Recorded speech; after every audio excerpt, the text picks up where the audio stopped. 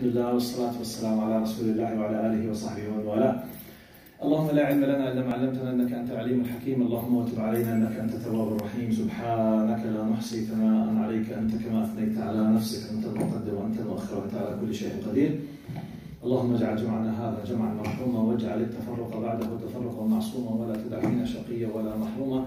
In the name of Allah subhanahu wa ta'ala, the most compassionate, the most merciful, all praise and thanks are due to him, and peace and blessings be upon his beloved Prophet Muhammad sallallahu alayhi wa sallam. He who is guided by the will of Allah, no one can misguide him, and he who is misguided, no one can guide him except Allah subhanahu wa ta'ala. Assalamu alaikum wa rahmatullahi wa barakatuh. Today in Seerah is our 14th lesson. Last time, as always, today our focus will be, inshallah, about the beginning of the dawah in secret. We will be highlighting why it was in secret. How did it happen? For how long? What was the strategy of Muhammad sallallahu alaihi wasallam in reaching and approaching the people? And this was resulted in what exactly? What were the benefits, the influences? And we will try to apply this in what could be happening to the Muslims during the history. Because as I told you, one of the basic reasons of listening to the history of the Seerah, from one angle, it's to know part of your identity. Basically, you're a Muslim. You should be proud of your identity. Your identity has been established depending on Quran, Sunnah, Seerah, events, meaning, concepts. You need how these concepts were revealed, how they were applied, what happened, so that when you will be engaged, when you will be connected to this, you know how to be proud from one angle, and how you can apply this if you are in need to that. So and how you can help others in case someone is facing. And today, inshallah, will be trying to connect the phase of the beginning of secret da'wah. I will apply it in what could be happening to any one of us if some of us was, he or she, living in a family, none of them, they were practicing Muslims, out of nowhere, something happened with him or with her, he's starting to be devoted to Allah subhanahu wa ta'ala, close to Allah, he started to repent. But everyone else in his family or in his big family had nothing to do with Islam. By the way, he will benefit a lot from the beginning of the da'wah of Prophet Muhammad sallallahu alaihi wasallam, because your personal environment will be exactly like the environment of Prophet Muhammad sallallahu alaihi wasallam and the Sahaba. Because everyone else in your small family or a nuclear family or extended family, they will be against you for whatever reason. I will apply this. I will give some examples how to make the analogy. What if I faced something like that? Okay? But this is, I'm just giving you the titles, like a promo. This is the promo of the episode of today. Okay? Now, just a quick reminder to keep you on the track. Last time we highlighted some of the following very important points. We talked about the concept of credits that Muhammad ﷺ built in the heart of Khadija, or otherwise, how do you think Khadija was able to play this amazing role unless Muhammad ﷺ, ethically, practically, as a husband, he was dealing with her in a very beautiful, amazing, positive attitude, and he built what we called last time the credit. Your credit, what will help people to believe in you, to accept you, to follow you, to push you, to back you, to shelter you. Basically is your what? Credit. And the credit basically is not something, credit does not come by a wishful thinking. You need to pay what? Not just money. Money could be one of the simple aspects. Credibility comes through behavior, time, honesty, incidents, need, serious things. Time and time you are building a credit. When someone says, this is mashallah, really, I can rely on this person. You can't say I can rely if you did not have years with him or her. You can't. No one can claim this, mashallah. In Arabic we say, يعتمد عليه. Okay? You can depend on him. How do we reach this? Years. So we need to this. Anyway, Last time we highlighted this, Khadija radiallahu anha, and we highlighted the concept of the centrality of the revelation, if you remember. How important is this when we talk about test of Muhammad sallallahu alaihi wasallam? At the beginning, because when Orientalists, most of them they were Christian missionaries, and some of them they were Jewish faith-based, and some of them in our nowadays Orientalists, they were what we call now free thinkers or academic, people. They were just 1 out of every 10 during the past 300 to 500 years. So most of them, when they were reading the history of Muhammad sallallahu alaihi wasallam, when they reach to the point of the revelation, which basically will distinguish everything Muhammad does from a person, a clever person, a genius person, into a prophet. And by the way, if you accepted this person as a prophet, now everything else will be changed. Next. It's a turning point, by the way. By the way, it's either or. When you say genius, clever, mashallah, whatever, say whatever. Okay, simply, wow, nice, okay, I like it, I don't like it. You do think so? It's relative. We have many genius people there. Can you force anyone to, for example, to love Einstein, for example? Okay. Maybe I know nothing about Einstein. Okay, well, what am I gonna lose? Nothing.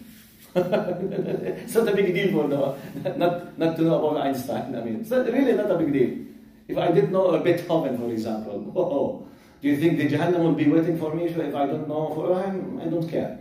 But when you speak about a prophet, and for me as a paganist or as a non-believer or as an atheist, he is coming and he claims that he is the final messenger of Allah. The concept of what if, the what if methodology, let me just make a pause now, quick pause. I told you many times, I myself, I'm a lecturer in university. I'm an associate professor in comparative religions and Christian-Muslim relations. And I've been teaching in a university since about 18 years. So I used to teach in Arabic and in English in the university. So some of my courses, they were in English. And the attendees, they were Arabs and non-Arabs, Muslims and non-Muslims. And in both Arabic and English classes, I used to have at least one atheist in each class of the Islamic culture, especially. So I was very well known in my class that I do really accept anyone to discuss and to highlight his faith, and if he achieved the 100, he will take the 100 degree, no problem. And I used to ask at the very beginning of my class, do I have atheists in my class? I used to ask like this. So some of them immediately said, yes, it's me. Okay? Now I said maybe you will be sometimes asking, okay, why I'm asking this question? The reason why, because I criticize atheism a lot. So from ethical point of view, as long as I'm criticizing, I want to give the opportunity for the counter-argument for the person to defend himself. And actually I used to ask, do I have any non-believers or even non-Muslims? Christians, Buddhists, Jews, or whatever. So I said, because as a specialist in religions, I always by default keep making comparisons. We have this in that, for example, in Buddhism, in Hinduism, in Christianity, in Judaism, in okay, please, I don't mind. I'm criticizing you as an atheist. Fadal. Okay, defend yourself if you think what I'm saying is not wrong. This is why I used to say. So I developed, because I always used to have atheists in my classes, always. I developed the following way of dealing with them. It's the methodology of what if. I always used to ask them a question. After having long debates, I think, you think, I believe, you believe, from logical point of view. I said the methodology of what if. It says, now, let's say this is an atheist and this is the believer. Okay, this is myself and this is the student. Now, the non-believer, i.e. the atheist, thinks that I, as a believer, is a stupid idiot who's wasting his time in believing in metaphysics, okay, beyond the physical world.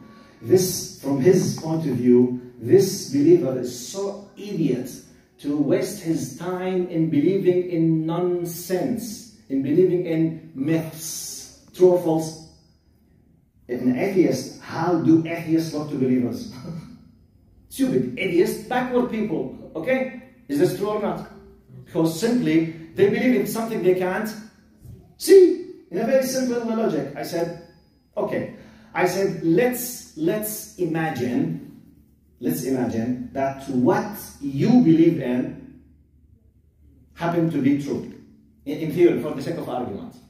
I, as a believer, thought, this is just for the sake of argument. I'm just giving you a methodology how to argue, okay? Let's imagine that me, as a believer, was building everything I have on the base of falsehood. Let's imagine this. So I did not know. I was so backward, idiot, stupid, whatever. Name it. Now, I used to establish my life on the base of I don't lie, because the myth that I believed in tells me lying is bad. So I didn't lie, okay? And everyone used to love me because I'm honest. Okay, I did not steal. I don't want to be a thief because I thought with the myth that for me it's not a myth so far. Still, I have not passed away yet, okay? I will die now. Let's imagine. Because of what I believed in, I did not lie. Everyone liked me because I'm not a liar. I did not make a theft because I respected the properties of others. I was respecting my parents, while in a non-believing world, 99% of the people, they don't care with their parents, with their elderly people. And look to the east and west, what happened with the retired elderly people. Tens of thousands of them, they die without anyone knows when or where they passed away. Simply they are buried and they will be nothing. Right. Look now, I respected my parents. I had the beautiful emotions as a reaction from my parents. People respected me because I did not make any kind of lying, bad behavior, sexual harassment. I did not use with the drugs. I did not lose my mind. I did not drink alcohol. So I did not hit anyone because I was a drug. And as a believer, from his point of view, as a student. Right. Now, I passed away. When I passed away from this non-believer point of view, I will go to the nothingness because I am nothingness. True or false? Right. If I passed away, and definitely according to him, going to mount, to death, I will be nothing. Okay, the nothingness will feel nothing because he's nothing. Okay. Do you think I will regret? Because I'm nothing. Do you think I'll say, oh, I missed 10,000 hours of drinking alcohol? Do you think I will be nothing? And nothing. True or false? But at least when I was living this life, I gained the respect and happiness, at least relatively. Okay? This is from his point of view. He thinks I'm wasting my time. And I'm a stupid. I'm an idiot. I said, look now to me. I said, look now. For the sake of argument, I took the 50% possibility of what you believe and I applied it on me as an idiot believer. I established a life of goodness and I left, then I became nothing. As a nothingness, I will remember nothing, so nothing will happen because I'm nothingness. Right. The only thing that I lost, even though I can't feel that I lost because I became nothing, okay? That I did not enjoy, for example, 1,000 opportunity of zina. But I'm nothing now. So I will not, no. I will not say, oh, I wish if I made that steal or that theft, 1 million, 2 million, I made a bribe. Or no, I will be nothing, khalas. Right. Now, the what if methodology. I used to ask my student, I said, with all due respect, what if, Mr. Atheist, what I believe in happened to be true? Now, you think I'm stupid. Okay, and I think you are stupid. You think I'm an idiot. I think you are an idiot. Because you are an idiot because you are not respecting the one who created you. And you neglected, rejected, closed, blocked completely all of evidences. You kept on rejecting, being arrogant, being arrogant and whatever. Now, passed away, the angel of death came. And you started the journey of punishment. What can you do? Nothing. By the way, I'm just using logic now, not emotions. According to the mathematical logic, if what you believe in happen to be true, I'm losing nothing, because I will be nothing. What I believe in, if happen to be true, you are losing everything. So you have to consider mine, I don't have to consider yours. Logic, pure logic, mathematics, 50-50. Is it clear? So please be careful. I mean, why am I saying that? Because somebody say, yeah, Sheikh, you know, we are in the fall now, the autumn, it's cold, it's better to not to waste your time in, you know, filling your mind with just history of Seerah. What benefit I'm gonna have? If you're a believer, you need it like food and water exactly. Because you're living for your aqidah, basically. By the way, part of your faith, الذي خلق الموت والحياة, sorry, part of your faith, وما خلقت الجن والإنس إلا, verily, indeed, I have not created the jinn and the human beings, but to worship me. If you believe in that, knowing whatever supports my existence, why I'm here, what to do, how to do it, on what basis, is a basic thing in your life. So please keep it in your mind. This was like a reflection of what I was just trying to remind you with last time, some of the things, and we highlighted the Khadija and Aisha and the number of the wives of Prophet Muhammad, if you remember. Anyway, right. Now today we will talk about the first Muslims and the secret dawah. Just to add to your information, just to memorize some of them, I will recite to you one of the most well-known names of the very, very first Muslims. Some people you might know, some people you don't know. Now, just fix in your mind. Muslims, at the very beginning, Prophet Muhammad, he stayed for about more or less 2 years and a half.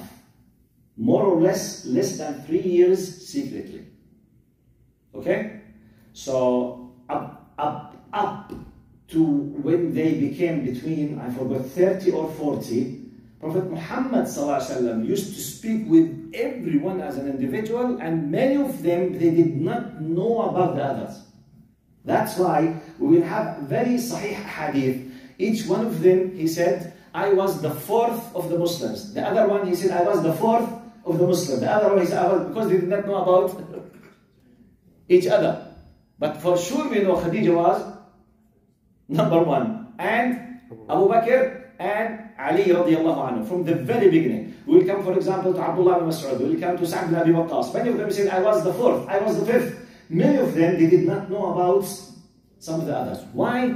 The Prophet Muhammad's strategy was based on this is a very, very fragile, sensitive time. Everyone else around them is against them. So sometimes you need to be in this status so that if any one of them, because they were living in a dictatorship regime, tyrant regime, they were not allowing the freedom of speech.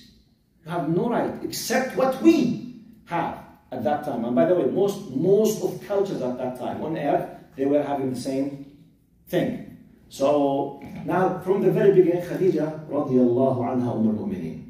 Now Ali ibn Abi Talib, you know it. Abu Bakr as-Siddiq radiallahu anhum, and Prophet Muhammad sallallahu alayhi wa sallam. We know Abu Bakr radiallahu anhu, Prophet Muhammad says about him, إن الله بعثني إليكم فقلتم كذبت وقال أبو بكر صدق وواساني بنفسه وماله. We need to know about the Siddiq.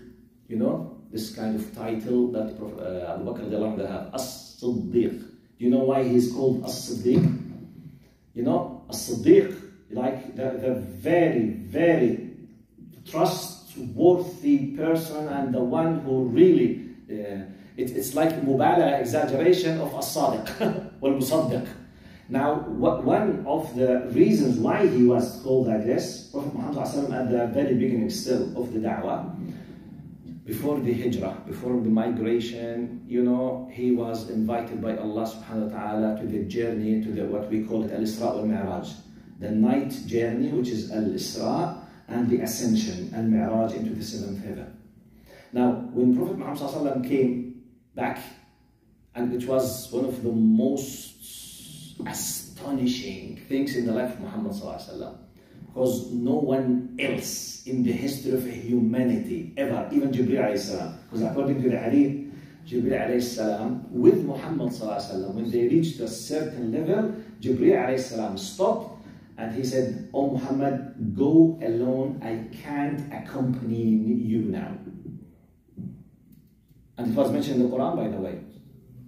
إذ رأى من آيات ربه الكبرى عند سدرة Muntaha. So Allah subhanahu wa ta'ala mentioned a place in the Jannah where Allah, Prophet Muhammad, you know, he saw many things. It was like a reward to Prophet Muhammad because the night journey, al-Isra, and the ascension, al-Mi'raj, happened after the incident of At-Ta'if and after the death of Abu Talib and after the death of Khadija radiallahu anha. It was like a reward.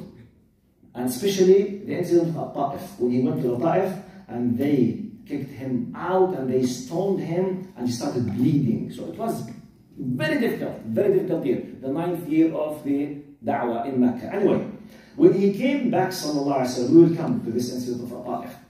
When he came back in the early morning, he went and he was just trying, you know, sitting next to the Kaaba in the early morning. He has not seen anyone yet, no one. The first one came in his face, by the will of Allah, was Abu Jahl. You know, he came, he said, "Okay, Muhammad, what new news do you have?" He was trying just, you know, to provoke him for whatever thing. Then Prophet Muhammad sallallahu alaihi wasallam, as a prophet, as a da'iyah, simply he said, لَقَدْ أُسْرِيَ بِي وَعُرِجَ بِي إِلَى السَّمَاءِ. He said, I traveled to Jerusalem, to Al-Aqsa, and I was taken in the same, you know, Abu Jahl, he said, "What? please, what do you say?" You know, for him, from his point of view, as someone who's holding hatred and envy and enmity against Islam and Muslims, from his point of view, it was what? He got an opportunity to prove that Muhammad was crazy. Sallallahu alayhi wasallam. Immediately, look, that's why, please, I need to conclude that that's a big lesson from this. Now, for Abu Jahl, he immediately left everything and went running to Abu Bakr. But why Abu Bakr? The biggest supporter, look, the biggest backing system, the most close, the most beloved, as if in his psychology, I will go and hit the biggest power that supports you. For me, you are a crazy man, but I will go to break the power that supports you. He went immediately to Abu Bakr. Abu Bakr has not met Prophet Muhammad yet. He has nothing. He did not listen to him. So immediately he said, "Ya Abu Bakr, have you not heard what your friend Muhammad says?" He said, "What does he say?" He claims that he traveled through the night into Jerusalem and he was taken to the seventh heaven. قَالَ إِنْ قَالَهَا فَقَدْ صَدَقَ. He said, if he said it, he's saying the truth. You can imagine the reaction of Abu Jahl. Can you imagine? You know, his mind got like this. You know, I can imagine his face. It became multicolors, okay, like this. Because he wanted to him, إِنْ قَالَهَا فَقَدْ صَدَقَ. What did he continue saying? He said, إِنِّي أُصَدِّقُهُ فِي خَبَرِ السَّمَاءِ يَأْتِيهِ بِلَحْظَةٍ. He said, I believe him in the news comes from heavens, from Jibreel as-salam, in a moment. We are speaking with him. Sometimes he closes his eye just for a moment like this. He might be sweating. Speaking with Jibreel, then he said, "Atani Jibreel," and he said, blah, blah, blah, blah, blah, and we believe him in doing so. You don't want me to do this. So what's the point? Why not? If he said it, I believe in that. He is saying the truth. From that moment, he was called As-Siddiq. But what is the lesson? In Arabic, we say, الناس مواقف. الناس إيش؟ مواقف. Your credibility basically depends on your attitude, and your attitude could be just once a life. You will deserve your value not by what you claim, not by what you know. The attitude, your action and reaction towards something. Here comes the real test. Are you with me? Imagine now Islam is being attacked, and many people, they are talking false things against Islam. Okay, we have a lot of Muslims. Many of them, they started feeling scared to speak. Okay, what did we benefit from your existence? Seriously, what did Islam benefit from your existence? If you exist, you know, but simply do not speak. Your value will start when what? When you speak. Attitude, action. Or, it depends, by the way. In general, I'm speaking. Sometimes, if you are a politician, it's not just speak, to take an action. Calling for an emergency meeting to take an action, to do something, to ban something, to stop something, to highlight something, to boycott something, you take an action. Or otherwise, simply, it's just a claim.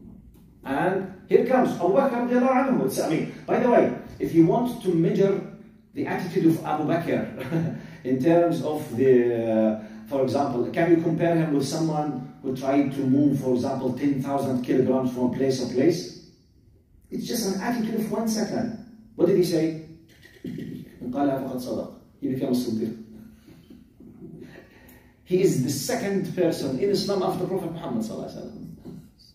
An attitude. And by the way, some people might say, okay, nice, easy, خلاص, I will take an attitude, inshallah. No, habibi, don't think it's easy. By the way, لَن يُوَفَّقَ لَهَا إِلَّا الصَّادِقُونَ.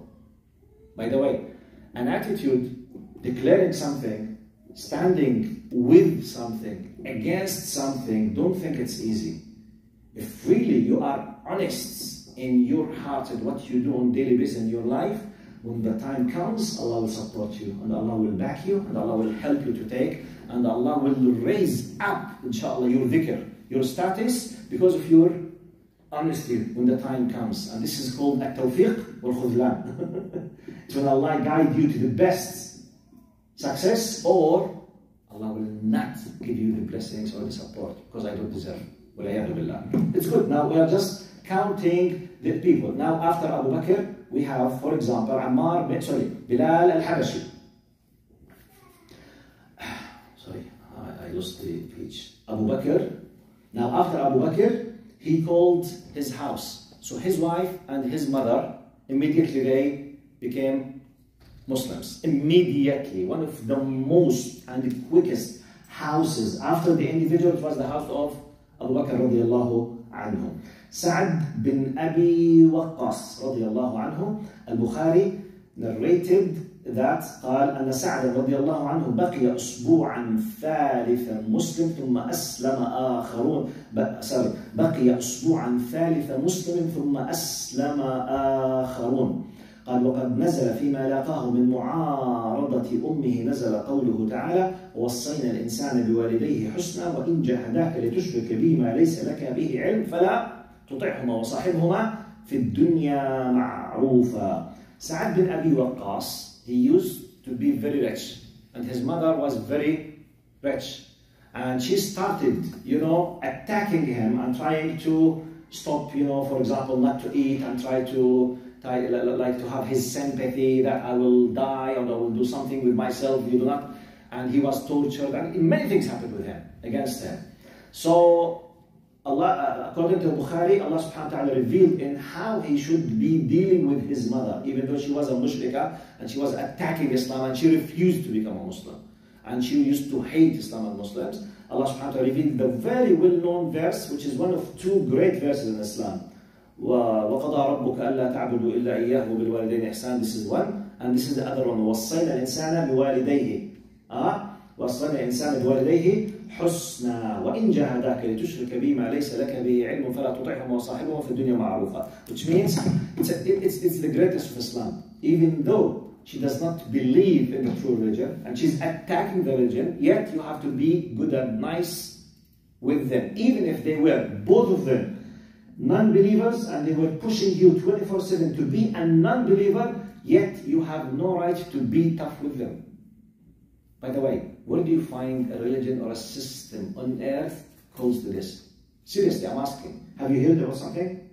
Secular, atheist, non-believer, Christian, Jewish, and you just tell me. You just tell me. Tell me about something you heard in your life where in your faith, if your parents were not just don't accept your faith, they are against, believing in another faith, hating your faith, attacking your faith, doing your best, their best to let you live your faith into their faith. Yet, you have no right to be tough with them, and it's a commandment, it's a compulsory act of worship to be nice with them and to support them and to take care of them. Where do you find this? If the best so-called civilized cultures, the majority of the people, they start paying for their retirement houses in the age of 30. Start what doing?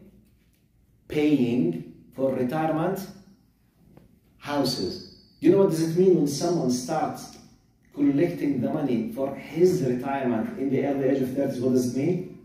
What does it mean? He knows for sure no one will care. Can you start? Are you with me what I'm saying? What kind of culture is this that you know, even though you are in the top of your power, yet you know for sure no one will take care of you? So you start collecting and saving the money so that you will not be thrown into the street, because definitely you will die somewhere in the street if you do not do this. And by the way, you need to be proud of this. It's a I'm not talking about parents now, I'm talking about non-believing parents who are holding the enmity and hatred against you, and they are attacking you. Yet, no right to be tough, compulsory to take care of them. وَصَاحِبْهُمَا فِي الدُّنْيَا مَعْرُوفًا. When we say ma'rufa, which means be nice with them. Wow, it's good. By the way, connect this ayah with Sa'd bin Abi Waqqas, was from the first group of people who became Muslims. Now, الزبير بن عوام رضي الله عنه قال وقد عذبه عمه بالنار بسبب إسلامه. He was tortured by the fire, like Bilal رضي الله عنه. الزبير بن عوام. Do you know who is الزبير بن عوام for Muhammad صلى الله عليه وسلم? Who knows what's the relation between الزبير بن عوام and Muhammad صلى الله عليه وسلم? You know? Yes? Ibn? ما شاء الله عليك. Yes. How old are you? 30. ما شاء الله عليك. Ibn what? عمته. طب who is عمته? جزاك الله خير. Yes. الزبير بن العوام, his mother is صفية. صفية بنت عبد المطلب. Okay? عمة النبي صلى الله عليه وسلم. صفية, the sister of Abu Talib, and the sister of Hamza, and the sister of Abdullah, the father of Muhammad صلى الله عليه وسلم. So Safiya, Amma, the maternal aunt of Prophet Muhammad صلى الله عليه وسلم. Her son is Az-Zubayr. You need to know that Az-Zubayr is Ibn Ammat in Nabi صلى الله عليه وسلم. Az-Zubayr is one of the most and the greatest and powerful warriors of Islam. أعظم المحاربين في تاريخ الإسلام الزبير بن عوام. One of the amazing things, الزبير بن عوام, when they used to know that he is in the army or that group of battle, the peace of mind, because Az-Zubayr is there. Safiya, at the time of the Jahiliyyah, before Islam, when she used to raise Az-Zubayr, one of the amazing things she used to do, you will be shocked to know that. She used to take him at night in the desert to a cave. Was a young child in Mecca at the time of paganism. This is how Safiya used to raise Az-Zubayr before Islam. So he used to take him at night when he was a young kid into very dark cave. And she used to leave him there, crying. When they asked her, what are you doing? She said, I want to kill fear in his heart. No room for fear. This is before Islam. Now when he became a Muslim, you know, if he used to be with that amazing characteristics before Islam, like we speak about Umar al-Khattab later now, what will happen when Islam comes? This is Zubayr bin al-Awwam. It's good to know. Now, Abdullah bin Mas'ud radiyallahu anhu. Abdullah bin Mas'ud, Allahumma salli ala Sayyidina Muhammad. You know, Abdullah bin Mas'ud, he used to be originally from Yemen. He was from the first people who believed Muhammad sallallahu alaihi wasallam. He was not from that great tribe or something. He was a very humble person. Now, why I'm telling you he was from Yemen, because one of the things, you know, the people of Yemen in general, they are not big in sizes. I mean, they have some kind of small sizes in terms of the height and the body, compared with Abu Jahl, because we need to know that Abu Abdullah ibn Mas'ud radiallahu anhu, it is narrated that when they decided to declare the da'wah after the third year, after the Islam of Umar radiallahu anhu, so he insisted to go and to start to read the Quran next to Kaaba. Muhammad ﷺ tried to stop him. He insisted. He went there and he started reciting from the Quran, you know, loudly. Abu Jahl came to him. Abdullah ibn Mas'ud was like this for Abu Jahl. Abu Jahl like Umar al-Khattab. He was nearly 2 meters height. 2 meters height. Giant Abu Jahl. So Abdullah Mas'ud was very petite for him. So he holded him from his head and his ear like this. He, you know, caught him by his hand. It was a giant Abu Bakr. And he just lifted him like this and he cut off his ear. You know, he started bleeding and he threw the ear in his face. And he went back to Prophet Muhammad ﷺ crying out of pain. That's what you need to know about Abdullah Mas'ud. He was from the very people who alhamdulillah, I mean, they declared their Islam, and he faced this at the beginning of the third year by Abu Jahl. Giant size with a very petite size. Anyway, Abdullah Mas'ud radiallahu anhu. Bilal al-Habashi radiallahu anhu. He was from the very well-known slaves. You know, he was a slave. And slavery, it was basic part of the industry and life and culture, not in Mecca. Mecca among Arabs, where every place on earth. Be careful about this. He was from the slaves. Because you need to know that when we talk about slavery, Islam and Muslims should be proud that the only religion on earth, only religion, and I mean it, only religion, who started freeing slaves. And by the way, when I talk about slaves, it was a culture on earth, has nothing to do with the color, by the way. People used to enslave anyone under their authority after a war.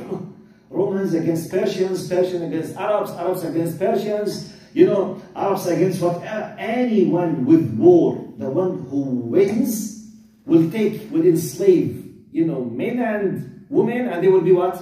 Will be sold in special markets for slaves. In Arabic they call it suq al-nikhasa.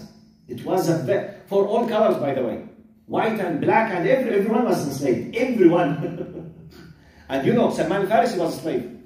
Salman al-Farisi, he was kidnapped and he was sold as a slave. Salman, he was from the Persians. Suhaib al-Rumi, he was a slave. Suhaib, in our language, the European Suhaib. He was from Europe. So Bilal al-Habashi from Abyssinia. Suhaib al-Rumi from Europe. Salman from Persia. All of them, they were slaves. So it was a culture, and it was an industry, and it was a universal culture at that time. But in Islam, alhamdulillah, Allah subhanahu wa ta'ala, when Islam started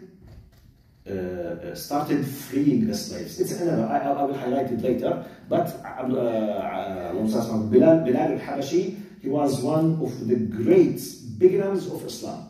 You know, his status, Bilal radiallahu anhu, reached that when they opened Mecca, when they conquered Mecca in the 8th year of after the Hijrah, Prophet Muhammad asked Bilal radiallahu anhu to call the adhan from the top of the Kaaba.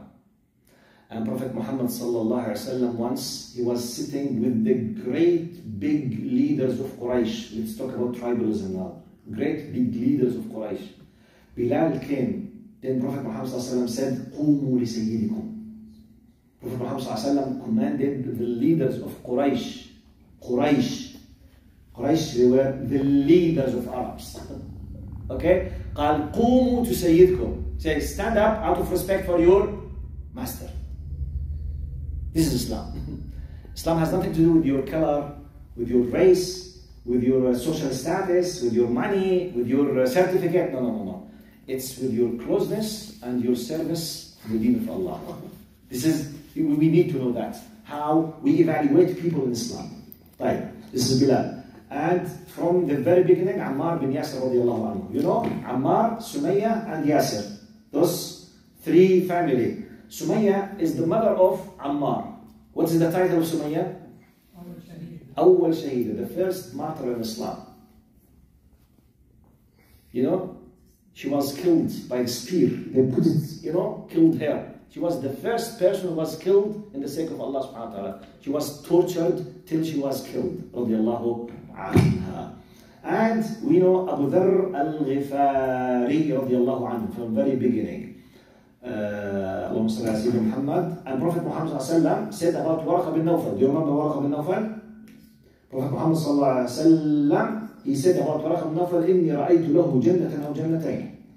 We were told by Prophet Muhammad that Warqa bin Nawfal, because when he first came to him, because if you were with me, when he first came to him, he said, this is the Namus that used to come to Musa. This is the same archangel, which is Jibreel, who used to come to Musa, according to what you are telling me.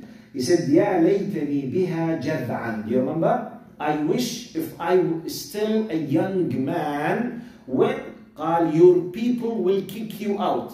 The Prophet Muhammad said, قال, أَوْ مُخْرِجِيَّهُمْ. He said, are they gonna kick me out? He said, مَا جَاءَ رَجُلٌ بِمَا جِئْتَ بِهِ إِلَّا عُودِيَ. None of the prophets and messengers came with what you have come, but he was taken as an enemy.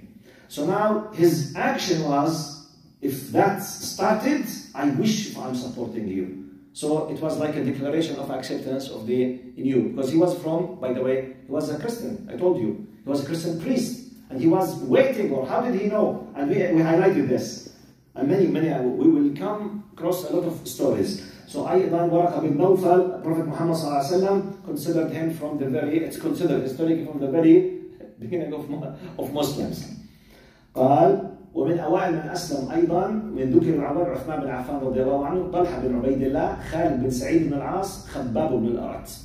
This is just to have an idea about the very well-known. Now let's come to why it was secret. Now, is it the rule that Muslims should always call to their religion secretly? No, it's not the rule. No. But if you live in a society, God forbid, may Allah protect all of us, which based on dictatorship, they are all tyrants. They don't accept the freedom of speech simply. You have no other choice.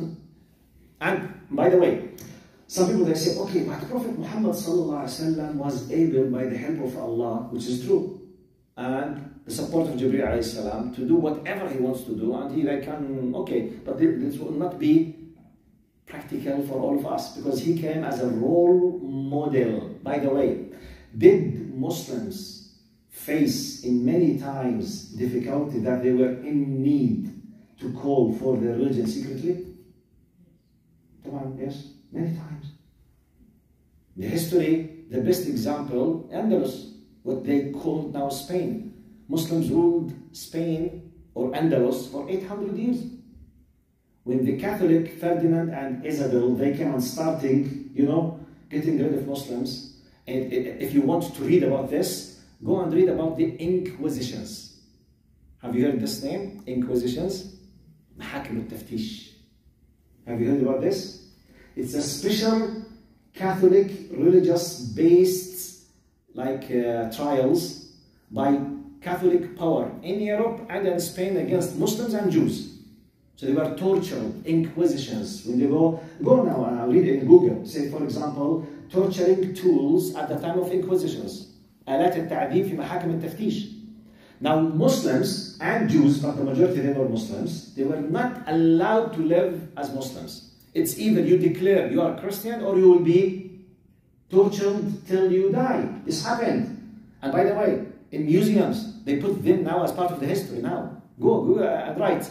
Spanish Inquisition, sorry, in, what did I say? Inquisitions, yes. محاكم التفتيش.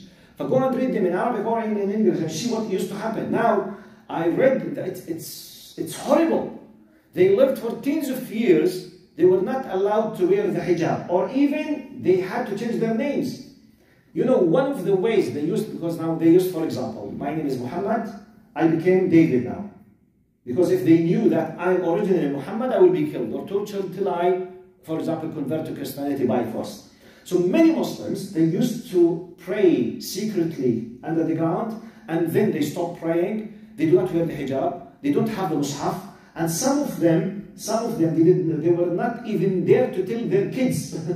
Because they are afraid if their kids go to the outside playing, say a word, something. And sometimes, just before they pass away, when they were about to pass away, they tell their kids, please, we are Muslims, be careful if you want to adapt this Islam. Because they were tortured. This happened for decades, by the way. And Islam disappeared nearly from. Go now to Spain. Do you find Muslims? No Muslims there. It happened. So try to imagine now, Muslims, they lived for 800 years. 90% of the new high technology started in Spain by Muslims. The camera that we use now, the car, the mechanic, optics, everything started by Muslims. They were very powerful. Anyway, my point, imagine yourself living in what is called now Spain, the previous Islamic Andalus.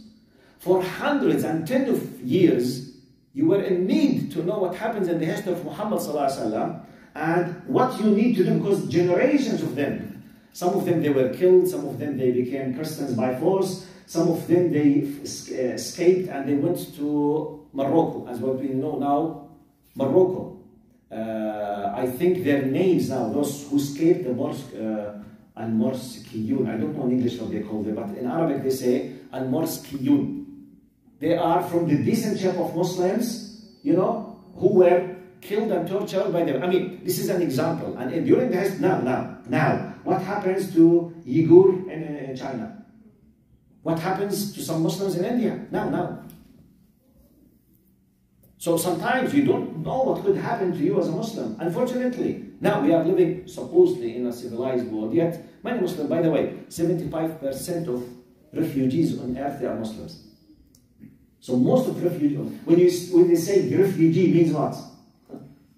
They are kicked out of their lands, which means they are tortured in a way or in another. In Africa, in Asia, in wherever, even in Europe. Who were exposed to mass massacres and mass killing other than Bosnians in Europe? Who? In the recent history. So they were, Bosnians, they were Muslims. They were living, by the way, Bosnians and Serbs, yes, Jazakallah khair.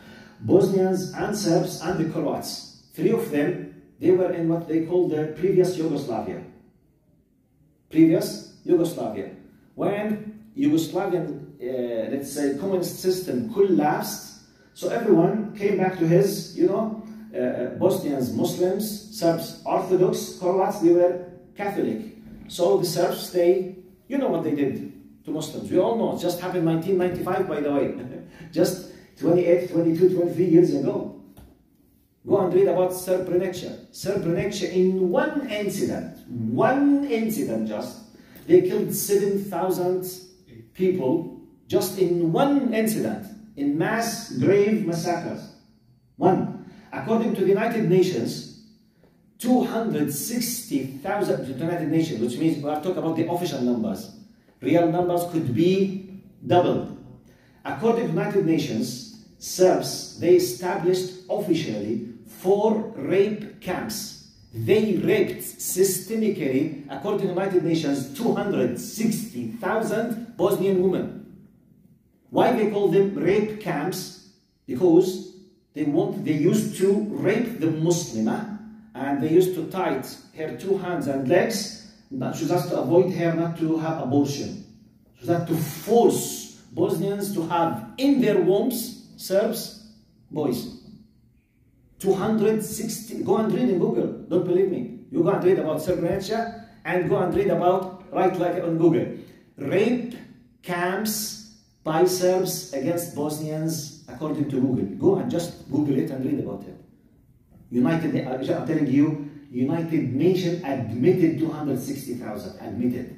You know what does this mean? When the United Nations admits 260,000, I can assume the reality is at least 500,000. The reality. Anyway, I'm just giving you an examples. Is it possible Muslims might be exposed to very difficult situations? They need to take care of their religion secretly. You have tens and hundreds of examples. Okay? Now, this is about, because this is a title in all of the Seerah books. Ad-Dawah Sirriya. The secret call to Allah. Why secret? Islam is very clear, should be clear, but sometimes you have no option. When you are in a tyrant regime, a dictatorship regime, no freedom of speech. And by the way, this should lead us to the following. Alhamdulillah, we are living in a time, especially in such a country, you have the full right to speak. So it's part of your what? Religious duty to speak and to talk and to spread the good news. By the way, what we have inside Islam is a good news, by the way. You know what's the good news? The gospel. Gospel means good news. Wallahi. Al-Injil means al-Bishara. So according to our faith, who has the real good news?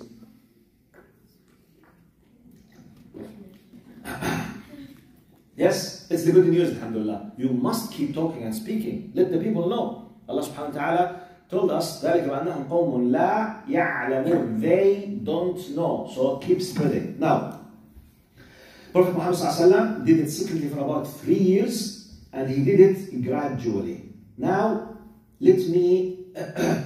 now, some scholars, they were talking about the importance of the gradual steps of making the dawah. The gradual steps, from one angle, Prophet Muhammad sallallahu alaihi wasallam started with the very close people to him. His wife, his close friend, his cousin, which is common sense. But what kind of benefit or lesson we can take from this? And I will add to this. Now, the big lesson that common sense, the close people to you are supposed to be the most people who know you better. True or false? Now, if you want to change, to do something for your family, for your environment, in your school, in your company, in whatever, wherever you are, always start with the close people to you. Now, from another angle, if someone believes that he should spread the khair, if he is not able, I'll make it with this example. Let me imagine someone who wants to be one of the great dua to Allah subhanahu wa ta'ala, which is excellent, may Allah accept him. I will ask him, tell me about your success within your family. I said, no, please don't ask about my family. I have a big trouble with them. He said, this is a big question mark. If you could not succeed with the close people to you, this is a big indication still that you don't know how to make the dawah. Now, the real tests with you and the real criterion for every one of us, generally speaking, not ultimately, generally speaking, this is a rule, which means if really you have a genuine attitude, you have to be successful with close people to you. Because they know you know inside and you know them. So start with them. If we really have success with them, this is a big indication that you can go outside, but don't leave the closest or test yourself through the closest. And this is an indication. I said it generally, I did not say ultimately. Because ultimately, anyone could argue and say, what about Nuh and his son, for example? What about Ibrahim and his father? Every rule has exceptions. The general rule, fathers and mothers, sons and daughters, basically they have good ties and very nice bonds. This is the normal. The exception, then we have something exceptional, the normal. So please work on the people around you. For example, test your manners, test your morals, test your attitude, test your patience with your daughter, with your son, with your brother, with your sister, inside the house. And try to be the excellent person that everyone loves him inside the house. And I can give you the good news. If you succeeded to do this inside, definitely you will succeed outside. But if you started outside, while you have no idea, or you could not succeed inside, there's a big question mark on how genuine or how powerful you will be. It's a personal advice. But be careful if you are trying to take a lesson. Right. Now, when they reach about 30 of them, up to 30, most of them, they know nothing about others, most of them. Now, when they reached 30, Prophet Muhammad ﷺ decided to gather them in the house of Al-Arqam ibn Abil Arqam.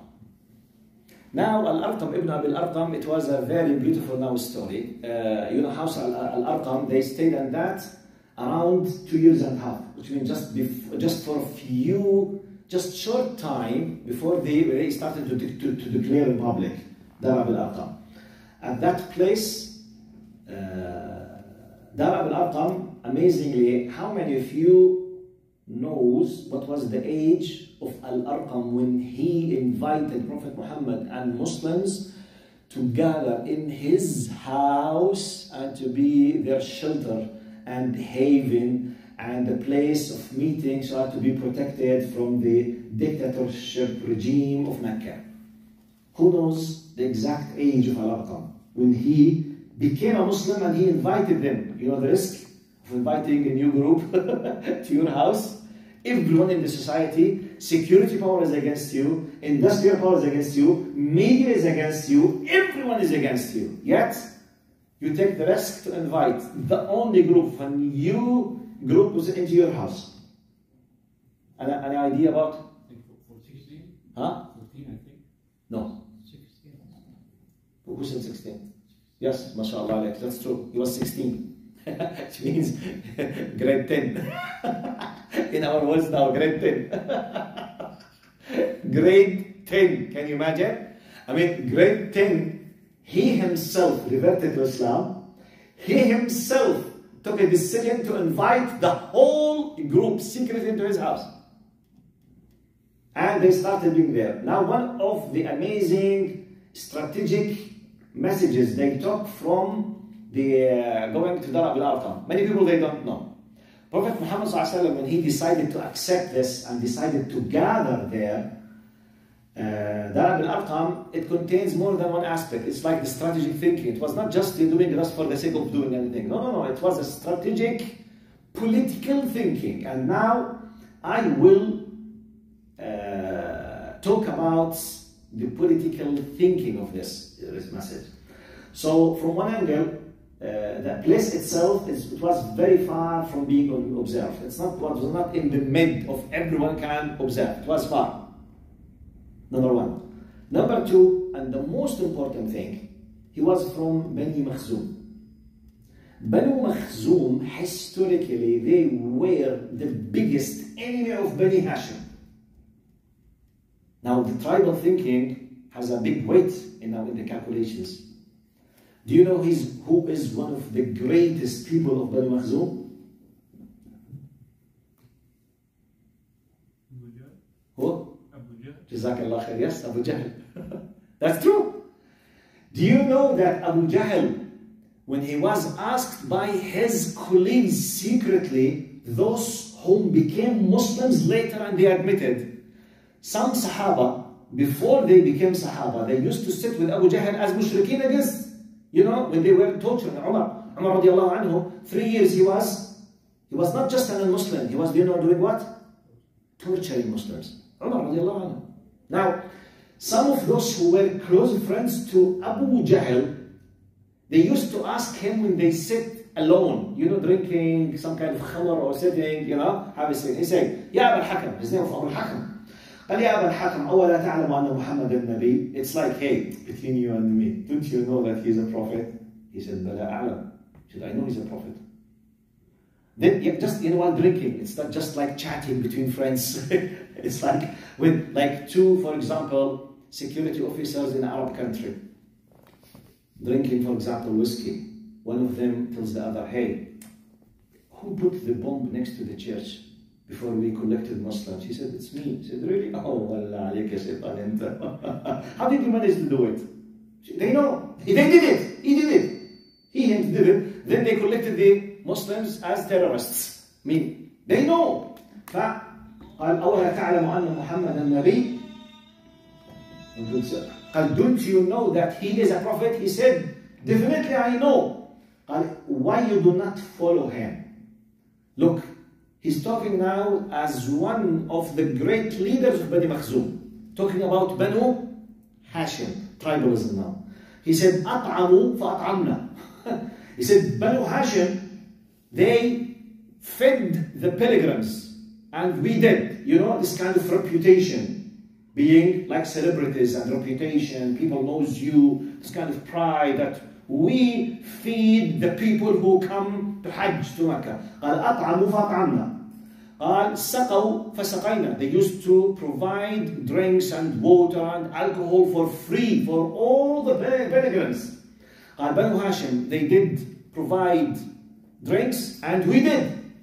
قال كسوا فكسينا. Which means they supported, they did and we did. They did, we did. They did. قال فجاء منهم نبي فأنا لنا بذلك. He said a prophet came out of them. How can we bring a prophet? He took it personally, a tribal point of view. خلاص, they are from Bani Hashim, I will not follow him. This is the tribal arrogance. Do we have people thinking this mentality today in Arab worlds? Do we have them? طبعا. How do we have this kind of killing, mass killing sometimes? For the same mentality. That's why Allah subhanahu wa ta'ala called this era al-Jahiliyyah, the time of ignorance. Anyway, why I mentioned this? أبو الأرقم. ليش أبو الأرقم الستراتيجي؟ strategy, yes. For he was from Banu Makhzum. All of Mecca they will not think, not even for a moment, that an enemy of Banu Hashim will be hosting the Prophet of Bani Hashim. Because from their point of view, it's Banu Hashim. It's not Muhammad bin Abdullah, it's Banu Hashim, and one from Bani Hashim. So it was very clever strategy sometimes. In addition to, he was a very young person. No one will think about him. Anyway, Prophet Muhammad sallallahu alaihi wasallam, this is one of the things about this. Now, Allah subhanahu wa ta'ala, Prophet Muhammad sallallahu alaihi wasallam, his tactics, his strategic thinking about this, or even when they, later on 13 years ago, when they did the immigration, when they went to Ghar Thawr and they did what they did, and when they strategically thought about going to the south while their destination into the north, and they hired a non-believer, a mushrik, to guide them to the way. So this kind of what we call now in our words political strategic thinking, how to do, how to plan, how to use a believer, an unbeliever, a young man from this tribe, from this kind of talking about politics. Maybe I think I mentioned or not last time or the time before.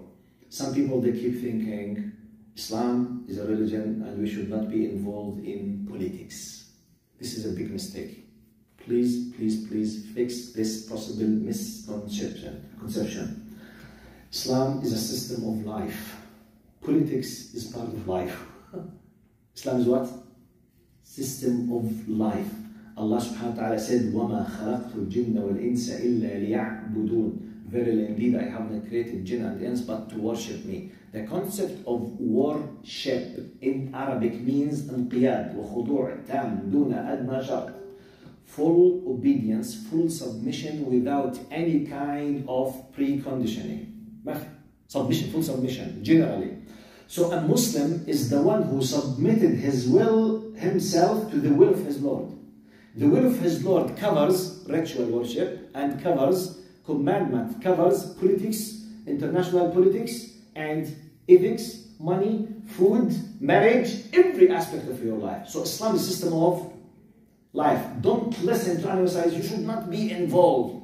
Prophet Muhammad 90% of his actions basically is what? Political action. His covenant with Jews and Christians in Al-Medina, the covenant in Sulh al-Hudaybiyah, all of these, actually it's not just politics, it's international politics. All of these things. So some people, they come, okay, no, we should not. By the way, and one of the evidences that I highlighted many times, it's good just to fix it in your mind, because we are talking about how he made benefit of Dar al-Arqam. Muhammad sallallahu alaihi wasallam in Dar al-Arqam, one of the examples that we need to use as an evidence that we need to be engaged in politics, as long as, alhamdulillah, we are not destroying our faith and iman. We can sometimes use some kind of tactics. Now, Prophet Muhammad in the Quran, we know that Yusuf was allowed by Allah to be the prime minister or the minister of finance and the minister of agriculture in Egypt at the time of a non-believer king. True or false? If definitely the idea of being part of a non-believing system is haram, Allah would not allow Yusuf to be a minister under a non-believing king at that time, if this is definitely haram, generally speaking. Like, for example, zina, which means to have a sexual interaction without a marriage contract, as we understand Muslims, is definitely haram since Adam up to Muhammad sallallahu alaihi wasallam. Now, we can't imagine that Allah will not allow, for example, Allah has allowed zina at a certain time and therefore at sometimes yes, no, it's impossible. This is a general big, value that we are against this. Definitely, this will not happen at any time with any prophets or any messengers. It's unacceptable. So when Allah allows, politically speaking, a prophet to be a minister under a big government of a kingship, a king was a non-believer, paganist. So sometimes it gives you an idea that it's not a matter of black and white. Sometimes it gives you an idea, at least. We are not discussing a kufr and iman issue. We are discussing some kind of flexible issue, has to do with your status politically in that place. By the way, Yusuf in Egypt, even though he was the minister of the finance and the minister of agriculture, however, his people, the Jews, or the children of Israel, at that time, they were minority. And they were the only believers in Egypt. Egyptians in general, they were what? Mushrikeen. They were kuffar at that time. They were not believers. The only believers at that time, they were just the people of Israel. So if you took it from this point of view, if it's definitely haram at any moment, at any time, Allah would not have allowed Yusuf to be part of this political system. Understand it? Because, by the way, we do have some people who keep saying, don't engage in politics, it's haram to support any politicians or whatever. Anyway, in the few minutes that have,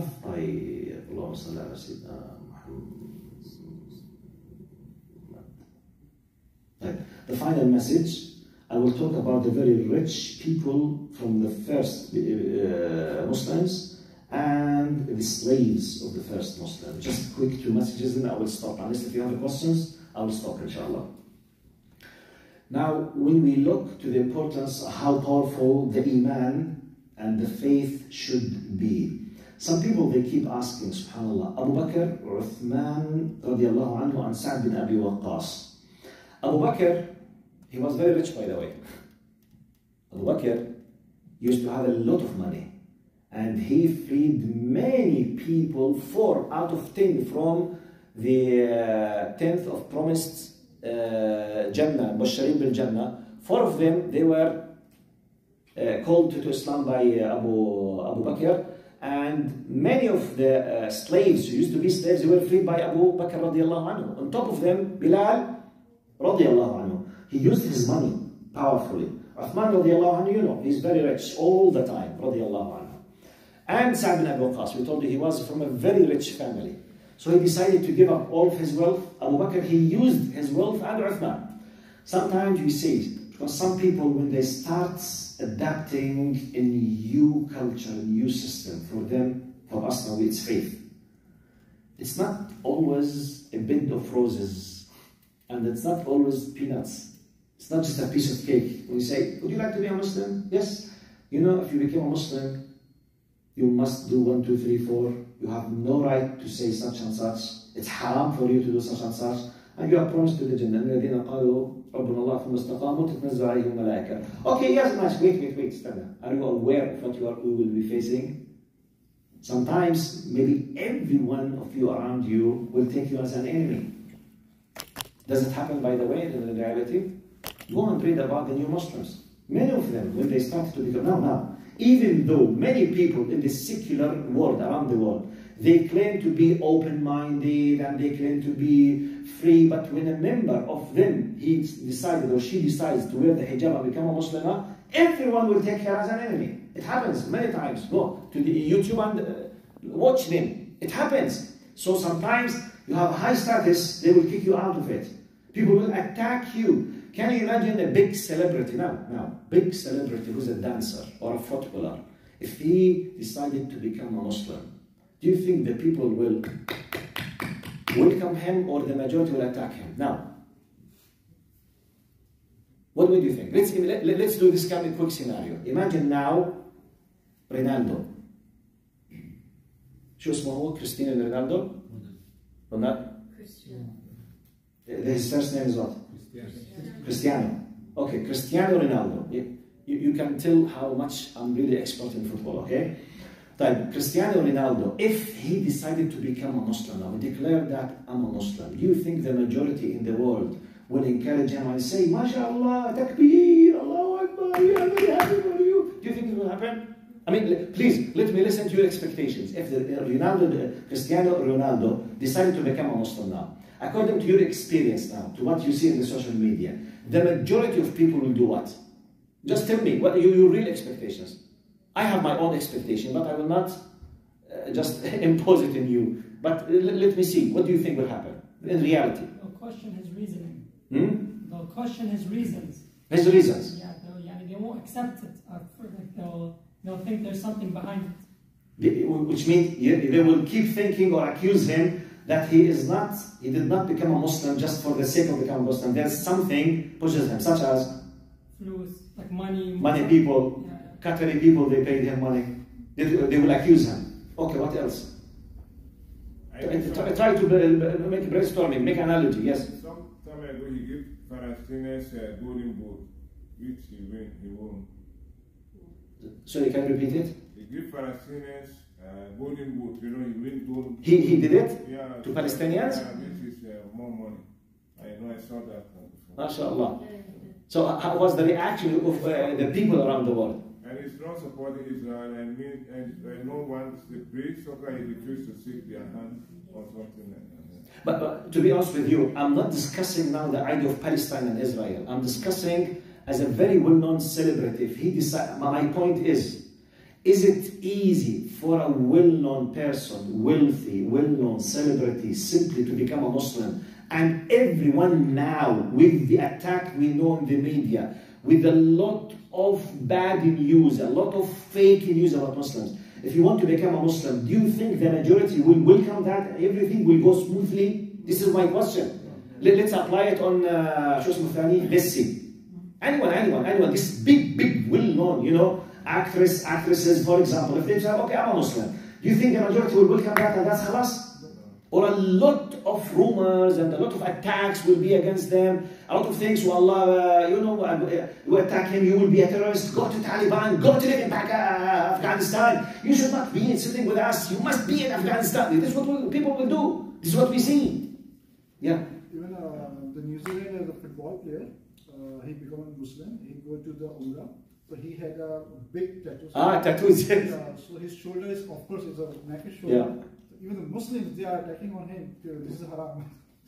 He's become a new Muslim. Yeah, yeah. And they are people attacking him.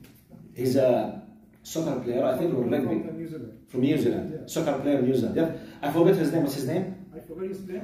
It's very well known. Story, Yes, I mean, it's not easy. My point, just try, please. It's good, by the way.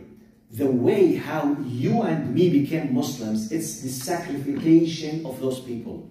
Abu Bakr, Uthman. I just want to tell you the fact that you and I, we are enjoying being believers and Muslims. Someone long time ago has sacrificed.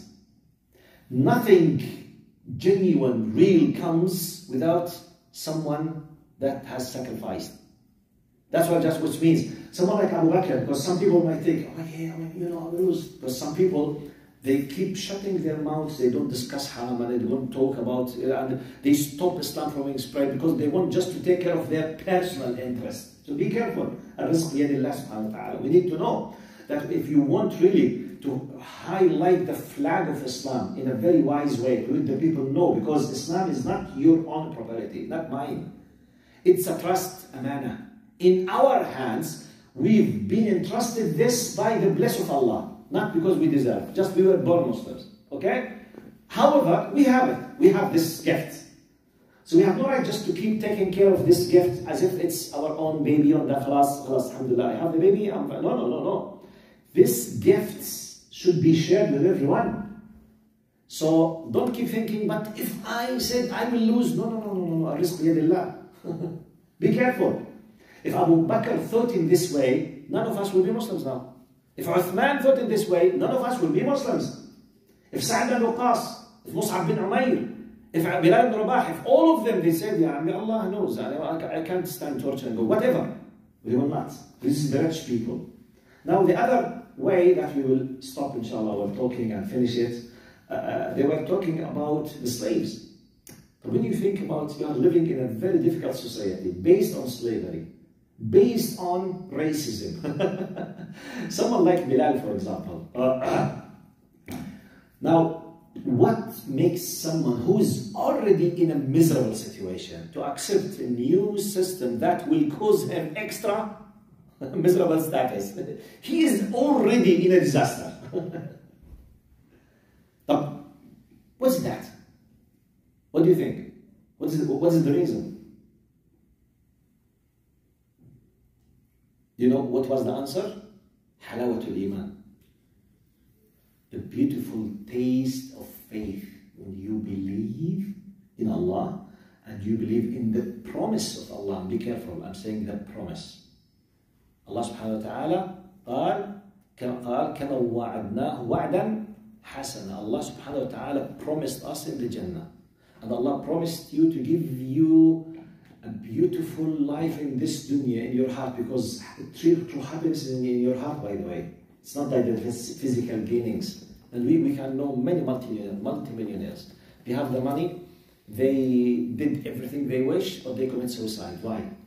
While you find sometimes a very, very poor Muslims, they feel happy. I'm not saying don't be multimillionaire. I'm not saying be poor. But I'm just asking a question. Why we found multimillionaires, they commit suicide if happiness is by money? This is a big question. Why many Muslims, even though the highest percentage of refugees are Muslims, the highest percentage of poor people on earth, Muslims. Just count Muslims in India, Bangladesh alone, you will put about 400 million from the poorest people on earth. Yet the lowest rate of suicide on earth by Muslims. You mean the promise? Be careful. I'm just talking about Bilal now. Just to make an analogy. I mean, can I be better? By promise. Let me give you this story by, you know, Sheikh Muhammad Ratib al-Nabulsi. He said, once I was giving a lecture, I think in Germany, I forget which country, he was giving a lecture. A tough secular Muslim came to him and said, Sheikh, I just heard this 2 days ago. He said, Ya Sheikh, how come you say believers and non-believers, and believers they are happy, while non-believers they don't feel happy? He said, look, a Muslim Muslim believer, if there is a flood, he will be suffering. If there is a volcano, he will be suffering. If he's poor, he will be suffering. How come he's happy? Then he said, look. I will tell you just a simple example about something that you don't know about the promise of Allah subhanahu wa ta'ala. To make it easy, I will give you this answer, this question. He said, imagine someone who has, for example, 10 kids living in a very small old house, rented house. Hardly he is able to feed them, in a very miserable status. He heard that an uncle of him passed away owning $500 million, and no one was to inherit this uncle except this man. Imagine this, put yourself in this, try to imagine this. You are very poor in terms of the money, you hardly you are able to feed your kids, nearly you have no car, hardly you can cover yourself, hardly. Your uncle passed away owning 500 million. So you were told that your uncle passed away and you are the only person to inherit him. So legally, technically, you will receive how much? $500 million. Practically, are you gonna have the 500 million next day? Let's go through the legal system. The courts, the properties, the real estates, to prove what is what with whom. To do the transfer of the properties of 500 million from a person to a person takes average of 1 year. Are you with me? He said, look, he was told and promised to have 500 million. Next day, next week, next month, he received nothing, but he is the happiest person on earth. True or false? He was promised, but he knows for sure it's a matter of time. By the way, how many times this is applicable on us? You would love to travel for it. Go back. Let me highlight the concept of promise. Allah promised us with the Jannah. So you say, okay, promise, ya ammi. Look at yourself now. Go just a few years back when all of us, we were kids. When your father promises you, for example, you want a bicycle, you want the skateboard, you want whatever, something, you can't have it except if your father buy it to you. He said, I promise you, if you achieved the A in math or did such and such in Quran, I promise you, I will buy you the bicycle. Once you receive the promise, what will happen with you? It's a matter of time. You know for sure you can have it. He has told you, for example, memorize Surah Al-Baqarah and will buy you the beautiful, very expensive bicycle. Your feelings. You go and sleep. You keep what? Dreaming about the bicycle. True or false? So what if the one who promises is Allah subhanahu wa ta'ala?